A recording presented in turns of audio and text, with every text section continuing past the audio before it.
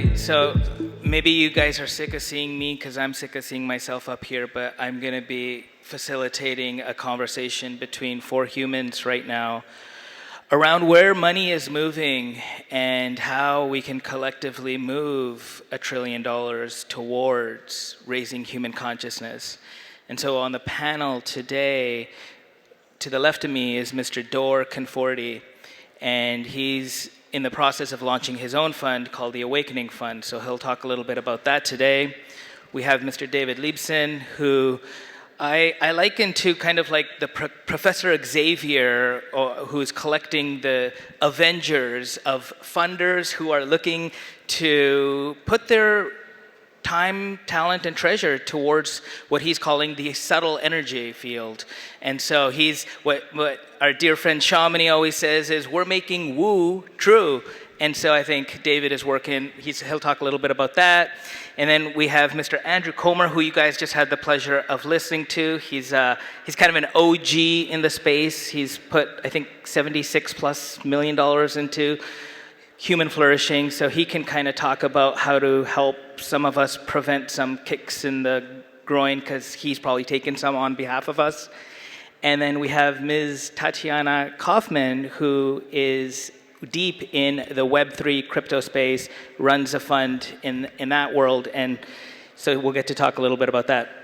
So the first question I'd love to start with for all of you, just to get everybody oriented to you, is, what is your deeper why? What is driving you at the deepest level for the work you're doing? And then maybe talk a little bit about the work that you're doing and what the next chapter is that is being informed by your deep why.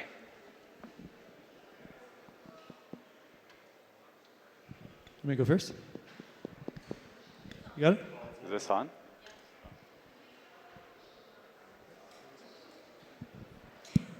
Hey guys, how's everyone doing today? Woo!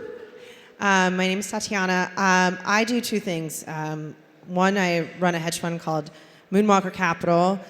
We got Dor and Gordy here, who are both investors. Thanks for your support, guys. So we run a crypto hedge fund, all liquid, and we support some of the most cutting-edge stuff that's coming out there. And the second thing I do is I aim to educate in the financial world, and I do so by writing and putting out content. So I recently published a book called Myth of Money, which follows the story of my life in the financial world and how I learned how money actually works, everything from derivatives to venture capital to crypto, and kind of explains it in a way that I wish it was explained to me back when I was in school. And I also put out a weekly newsletter to that effect as well. My deeper why, I think, I'm definitely a big fan of making more accessible education and equalizing the playing field there. And I routinely have women coming up to me who are really excited to read my work, and so that kind of fuels me. And I've never really made money out of my content, and I just continue to do it for free. And then the hedge fund, I really, really like the fact that we have the ability to make money for really great people who do really great things with that money in return. So a lot of our LPs do amazing impact work and philanthropic work. And for us, we're really excited to get up every day and kind of create more for them so that they can do more. Before Andrew, you go, Tatiana, do you mind showing what's on the back of your coat and maybe even just talking a little bit about what that means to you? What does it say again? It says, what good are wings without the courage to fly? So an artist made this for me in Miami. And I really, really love this jacket. I think a lot of us, we fall short of our human potential and of our true path because of various self-limiting beliefs. And I think what that phrase really means is, you could have everything, but if you don't have the courage to follow on your path or to, follow through with initiative, what use are those wings without that courage to fly? So I hope we all have the courage to fly on the path that we're meant to fly on. Thank you. I'll give a little context. So we started a fund about 5 years ago called Integrated. Integrated's primary purpose was to really fund the next wave of transformation. And if you will, it's like create a sandbox where healing could take place if you think about redefining the care journey. So I'll give you an example. One of the things we were really trying to solve for was how do we get people off of SSRIs? There are 50 million people on SSRIs, numbing their emotions. And so we built a company called Outro Health to help them get off those prescriptions. Then we invested in treatment models. So different treatment models. Some would call it in PTSD. 3 of our companies are all in phase 3 in the clinical trials. Whether you like that as an avenue or not, because that's not the way that I did any medicine, that is a way that is in service to the current infrastructure. And so we had built a fund that really looked at how do we redefine the care journey. It's addressing things like transformation, it's addressing mental health, and ultimately what we hope is it will address human flourishing. But it really today has the impact over millions of people. My why is pretty simple. I wanted to become more present for my son and wife. It was something that I failed to do. I'll get emotional. Kelly knows I don't mind getting emotional in front of people. One of the things I had to learn, and I had multiple failures in my life, just, early days, I had a failed marriage, and it taught me how I was a people pleaser and how I needed to start to show up for myself differently. But later in life, I was a very hard worker. I was under this idea that achievement was going to be everything, and it was going to define me. But it came at the absence of being a good father. And so for me, my why is I needed to show up differently. And so if I could do that, then other people could do that too. So that's my why. Beautiful. Thank you.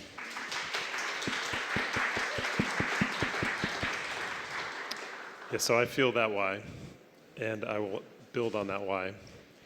My name is David Leibsohn, and I run a group called the Subtle Energy Funders Collective. My why is not dissimilar, and I imagine for many people in the room, there's a similar why. I experienced a profound transformational period in my own life. That was brought upon by crisis of meaning in my case, and I underwent all kinds of experiences of different modalities to relearn how to connect with myself, to connect with others, and be in presence in the world. And it was a total new paradigm for me, and it saved my life, and it, like many people here, I think sparked the sense of purpose and the why to that there's so much more possible for us as a species, for the collective, if individual transformation and collective transformation can happen. So my why is that human transformation, I think like most of us here, I'm guessing. So the current incarnation of that is I run a group of philanthropists and investors who are investing in the intersection of consciousness and healing. And our primary initial focus is to scientifically validate and to better understand what we call subtle energy and biofield healing, and to catalyze adoption into the mainstream, healthcare, personal wellness, and cultural transformation as well.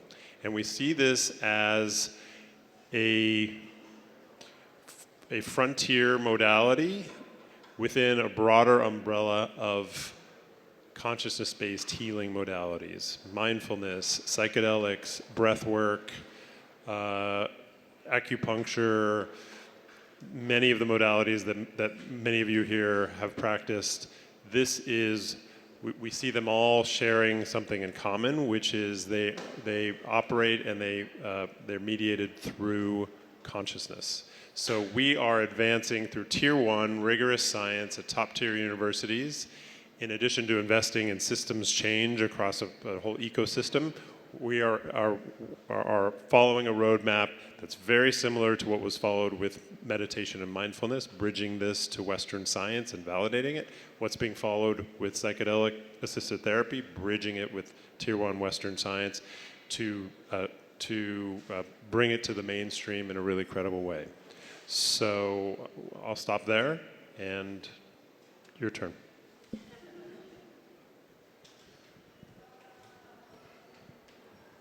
What's my why?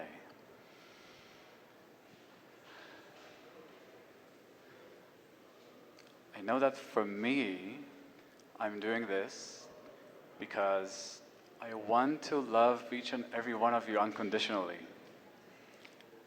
And I want you all to have the same experience because it feels really fucking good. It feels really good. I don't think we talk enough about how spirituality or connecting to your soul or awakening is about having a wonderful experience at every moment. Feeling good and safe in your bodies, feeling great in your relationships, creating things of beauty and value out of service to the world that you love. And so for me, this is the mission that I'm on. This is what I've been feeling in my path, and that's what's calling me to bring it out.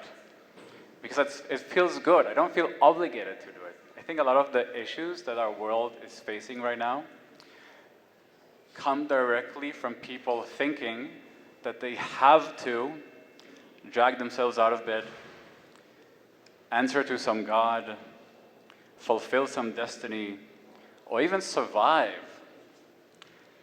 I don't give a fuck about surviving. I do things because they bring me delight. I come here and I do the work that I do because it sparks joy and passion in me in every moment.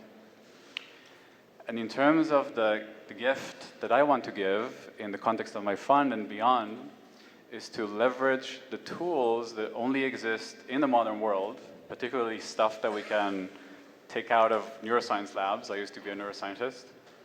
Plop them on our heads, have an AI whisper in our ear, and then slowly steer the ship of our minds and bodies towards states of feeling really good all the time by telling us how to inflect our minds, how to use attention, how to come into collaborative structures with the people of our lives, how to come into loving relationships with everyone that we care about. And ultimately even get to what I enjoy calling a dharmic society or a self-awakening society, where we bake those assumptions so profoundly into the matrix, into the fabric of our lives, that we don't even have to meditate anymore. It's just everything is an invitation to expand in this way, to go more deeply into what feels good in every moment and share it with everyone. Amazing, thank you. So I know we have a lot of founders in the room, and each of you have a unique perspective and vantage point of how you're seeing the movement of capital. I talked a little bit today about 76 trillion moving hands over the next few years, and if Eddie's intention is to help move 1 trillion of that towards what he refers to as soul tech, what are the different ways you guys, one, see the money flowing through your unique vantage point? Like, for example, Tatiana, you're in Web3. How is that going to be supporting the flows of money towards impact? And then, David, you're more into the nonprofit side of things, and then you guys are sort of more on the venture side. What can founders do to show up in a way to get access to that capital? What do they need to know and feel and see? And it's our friends at HeartMath were 30 plus years ahead of the curve with the stuff we're talking about now. And so now that people are ready for it, what do you guys, each of you, recommend through your vantage point, how we should look at where the money is flowing and how to get in front of it?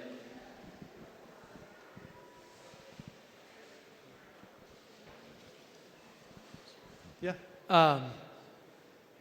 Listen, I'm going to answer it two ways. Being an investor in this space, really fucking hard. Flat out. It's, where the change you want to create in the world and where we all think collectively this will go, it's not quite here from a commercial standpoint. And so, one of the things you're kind of battling is how do you make movements, inches, to improve consciousness, right? And you're still playing within the bounds of the existing system, that is at odds a little bit with a lot of what people want in this room. And so I think about it from from an investment standpoint and a founder perspective, there's opportunity, and there's one other thing before I say that, is what I've seen collectively from an investment standpoint with other VCs and peers in the space is very different than how traditionally venture capital has worked. Because this functions a lot more collaboratively. And I can feel that in this room, right? There are a lot of companies, including the one that I'm building with Kelly, that may have some competitive feel to something else that's happening. The reality is there are billions of people that need help, and all of those companies need to be successful.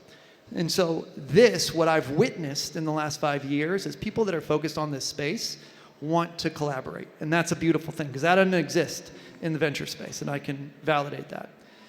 But what needs to be clear is how collectively we can work from a distribution strategy standpoint. Because I think when you have a lot of companies and a lot of interesting parties, there lacks an ability to really think strategically about the distribution angle of all these things. And so it's really hard because a lot of founders have a great idea or a great concept, but I'll tell you what, it's as you spend time in understanding the mechanics of what's going to make that happen, it's really hard to make that work because there is so little time and space in someone's mind to buy that app. And I'll tell you what, marketing needs to shift. I don't believe in traditional marketing.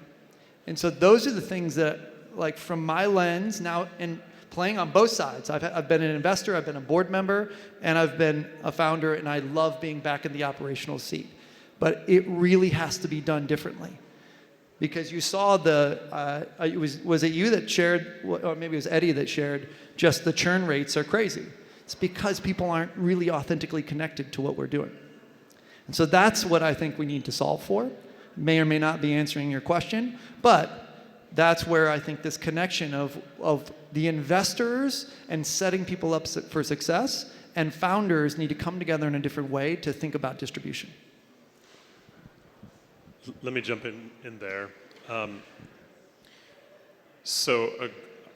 Building on the idea that it's hard and that at times the products in the space and the intentions and the big opportunity to affect change in the space isn't quite as far along as the capital and the business models. So that's where I can add a little bit of perspective, which is, so I manage a group of philanthropists. We also do for-profit investments, but we deploy capital, at least initially, primarily through philanthropy. And I think part of that is because we recognize that some of this is not quite ready for the for-profit business model.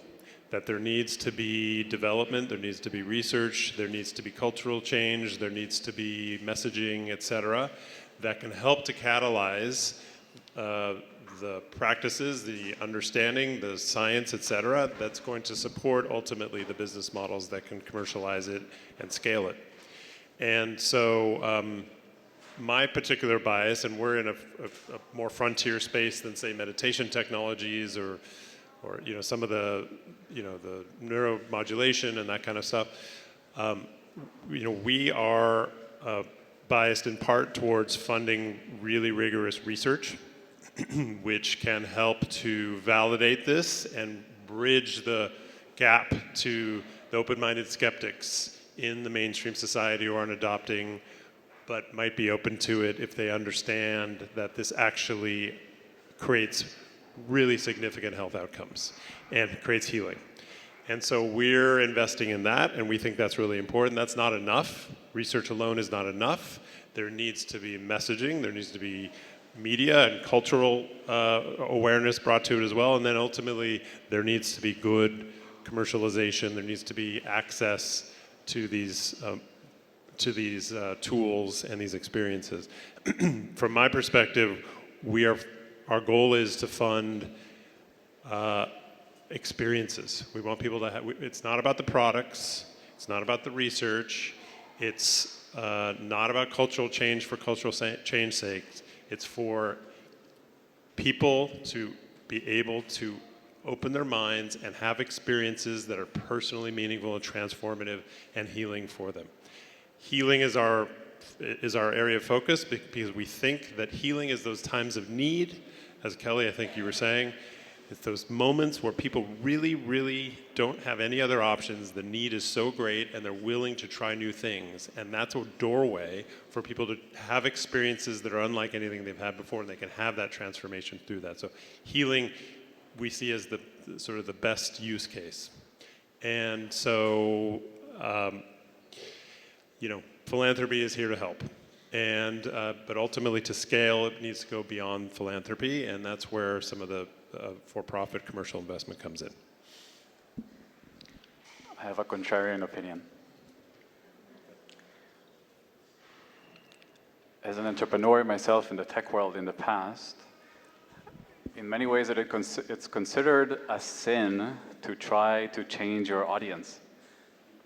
You want to give them exactly what they want. I think the reason why churn rates are so high is that the products don't feel good. They don't create an addiction. I want spirit tech, I want soul tech that creates addiction. And this is not some crazy idea that I'm putting out there.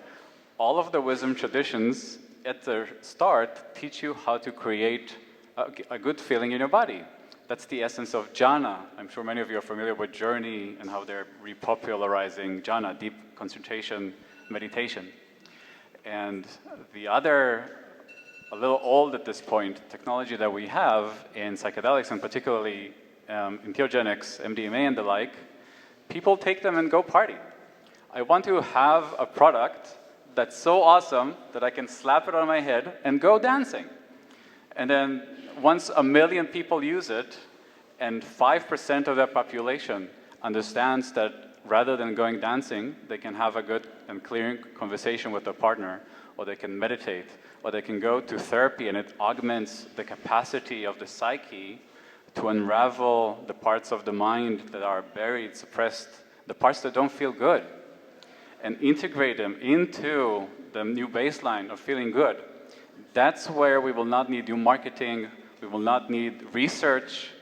Money will just stream in. People will beg to give you money. And so that's what we need, stuff that feels really fucking good. Anytime that I go and check out a new technology that I'm investing in, the first thing I do is I don't care about the research. I mean, I care. But only after I put it on my head or put it on my tongue, strap the electrodes in, and see if I feel anything good. That's it. I went to try Sanjay's neurometrics thing, and I put it on, and I close my eyes, and I start feeling a coherence in my body. And 2 minutes into it, I'm like, shut up and take my money. I don't give a fuck about the research. Or, again, I asked about the research. It's beautiful. I just want to put it on my head for a few minutes every day. That's it. Quick response before. I don't know how to... Can I just respond to that quickly before you? So, since you were presenting that as a contrast, I don't think it's a contrast at all. I think it's a life cycle. And so, yes, agreed. Ultimately, the things that people are using, it's one of the ways to help it scale is for it to feel good and for people to see results right away, et cetera. And I think the things that you're talking about, tools to help us meditate, et cetera, they're all standing on the shoulders of significant research that actually opened up the Western paradigm to start, thinking that this is something to try. 100%. Same with psychedelics, right? So it's the research that's essentially created the bridge to the mainstream that people are now, oh, it's not just a party drug. This is something that can help if I do it differently. So it's a yes and. And I think, but some things, it depends on the technology. Some things that are sort of spirit tech, you may not feel good right away. Some forms of meditation don't feel good the first time that you do it. Some forms of healing, you don't know that you're healing the first time you do it. And so this is, it's not a one-size-fits-all. Really, really love your answer, Dor. Big fan of psychedelics and dancing. I I do feel like just so blessed that we live in a world where we've created so much innovation and there's so many tools to help people from all kinds of trauma and PTSD and anxiety and depression. And you think about our parents' generation where the only tool they had was antidepressants, and I feel that we are incredibly blessed. To answer the question more poignantly from companies trying to get funding for a lot of these kinds of things, I think it's really important to sit down and figure out if there's a revenue model and if there should be a revenue model for some of these things, because so many things that I see for investment really should just be philanthropy initiatives, and they should be presented as such. And if you are going to try and create something commercial with a capitalistic view, then make sure that it does have a revenue model, and that revenue model compares to other things in the market. Because if you're presenting it as an investment to someone like me, for example, I will look at it from an investment lens. But if you're presenting to me from a philanthropic standpoint, I will view it as a donation to doing something good for humanity. So not everything has to be a business. Things can be just initiatives for the goodness of humanity. Amazing, thank you. We gotta wrap up. I've been given this sign multiple times now. I do have one really important question, so if you guys can each answer it in under 30 seconds, you get a bonus point. I think the thing we're not really talking about that is crucial to talk about is the current system of capitalism is still operating on an old, archaic consciousness. And if we are going to create a new world with a new consciousness and help that happen, then that system of capitalism itself needs to completely change, if not be burned down. I don't know. So my question for each of you is, what is the one thing that you see that needs to fundamentally change about the current system, in 30 seconds or less, that is going to help create the wave that we're all here for? And go. The embodied state of consciousness of investors.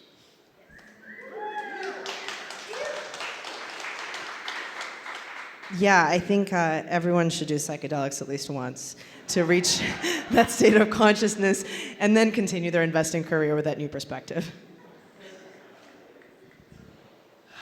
I would love to see the traditional system better support how emotions and suppressed emotions actually impact health across the board.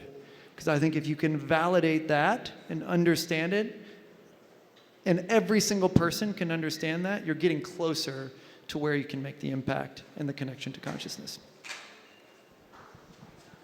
So I think capitalism is a very powerful machine. And rather than burn it down, I want to tie ropes around the bull, take the underlying incentives of capitalism and put them in service of the process of human growth and awakening. There is a way that you can take the fundamental desire of humans to grow, to create wealth, and just slightly redirect them.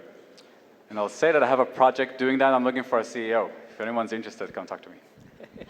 Amazing, thank you everybody. Please give it up for Tatiana, Andrew, David, and Dor.